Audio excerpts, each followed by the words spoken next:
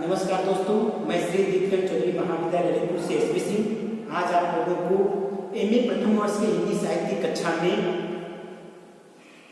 कबीरदास के साथी के अंतर्गत विरह और अंग दोहों की व्याख्या के बारे में बताऊंगा। आप लोग ध्यान से पढ़िएगा और समझिएगा। चलिए बच्चों, आइए कबीरदास जी का दोहा पढ़ते हैं। अंसरिया झाई पड़ी पंथ निहार निहार, जी भरिया छाला पड़े राम पुकार पुकार।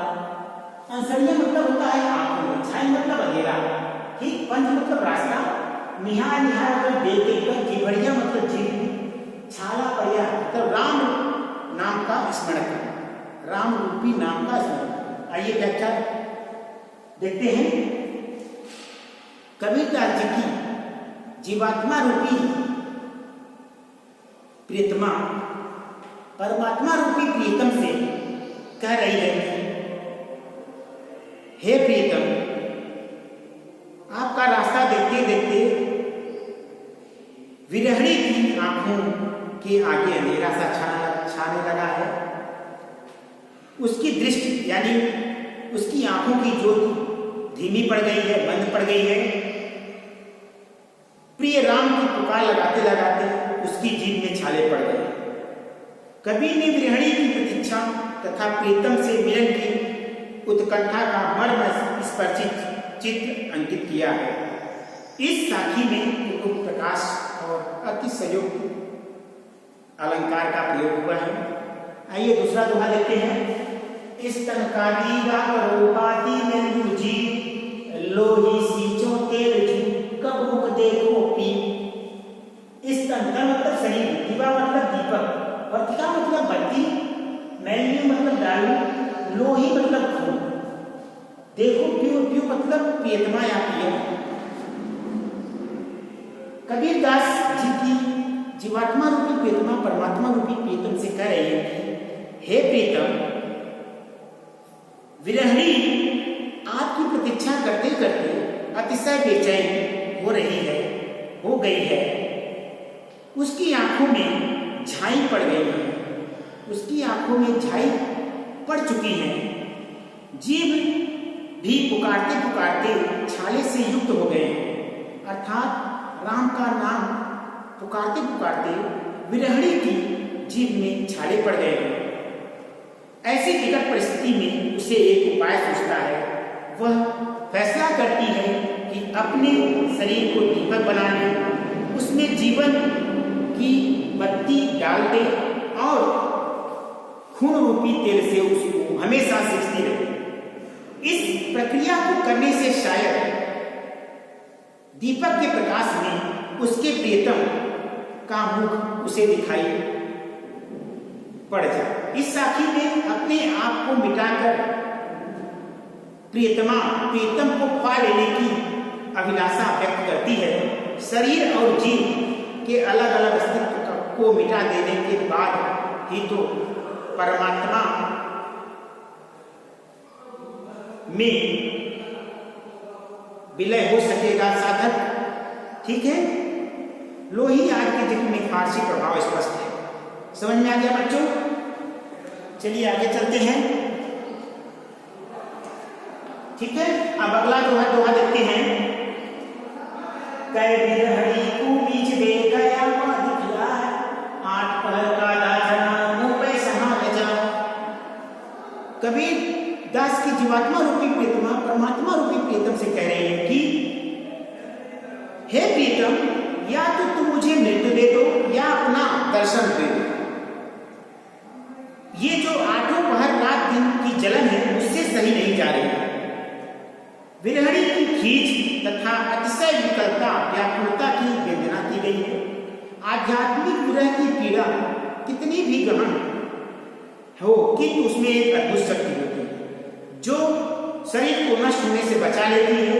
विरहणी को मृत्यु से भी ईश्वर की कृपा से मिल पाती है। यानी जो सच्चा साधक होता है उसको मृत्यु तभी आती है जब ईश्वर चाहता है, जब ईश्वर की कृपा होती है तभी उसको मृत्यु आती है। अर्थात कहने का तात्पर्य है कि जब सच्चा साधक भक्ति के विरह में डूबता चला जाएगा। उसे तब तक मृत्यु नहीं आएगी जब तक ईश्वर नहीं चाहे। ठीक है, आगे चलते हैं। विरहिणी की मृत्यु भी ईश्वर की कृपा से ही मिलती है, क्योंकि मृत्यु जो होती है, मृत्यु बिना ईश्वरीय आदेश के सच्चे भक्त, सच्चे साधक के पास नहीं आ सकते। ठीक, समझ में आ गया? आगे चलते हैं। सुखिया सब संसार है, खावे और सोवे, दुखिया दास कबीर है, जागे और रोवे।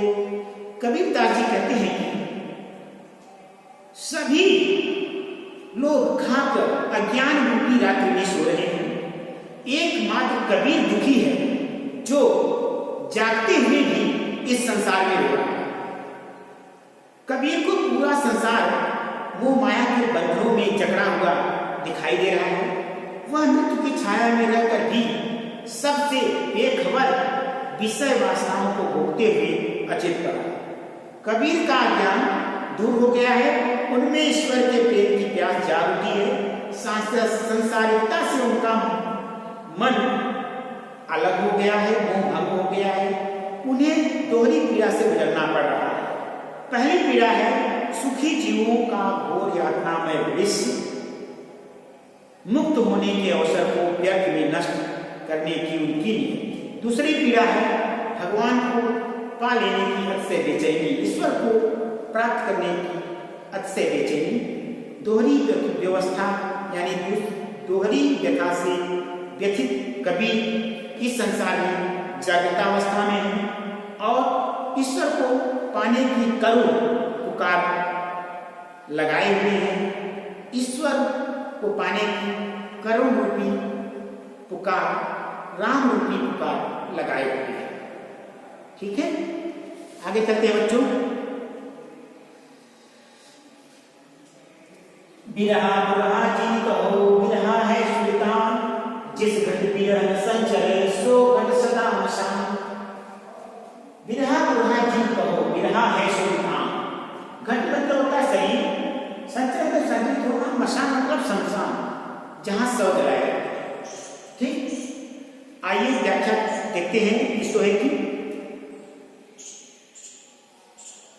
कबीरदास जी कहते हैं कि विरह व्यर्थ में चिल्लाते चिल्लाते विरह की अनुभूति नहीं होती। विरह को बुरा नहीं समझना चाहिए। वास्तव में विरह शरीर का मालिक है। उसे एक अदना आदमी के रूप में विरह कर्म न पुकारो। जिस शरीर में विरह रूपी सुल्तान का संचरण नहीं होता, वह शरीर शमशान की तरह दिखाई देता है, शमशान की तरह होता है। ठीक है, प्रेम का शुद्ध और परिष्कृत रूप विरह के बिना संभव नहीं होता है। ईश्वरीय विरह के अभाव में स्वरूप जो शरीर होता है वह अशुद्ध ही नहीं बल्कि वह मुर्दे के समान हो जाता है। पर कबीर की दृष्टि में जीवन की सार्थकता भक्ति रूपी विरह भाव में ही है। विरह की भावना एक सच्चे साधक को परमात्मा से मिलने के लिए आत्मबल प्रदान करती है। ठीक है बच्चों, समझ में आ गया? आज के लिए इतना ही बच्चों। उम्मीद करता हूं कि मैं आपको कबीरदास के साथी के अंतर्गत विरह का अंग दोहों की बारे में जो भी मैंने आपको जानकारी प्रदान की वह आपको अच्छी तरह से समझ में आ गई होगी।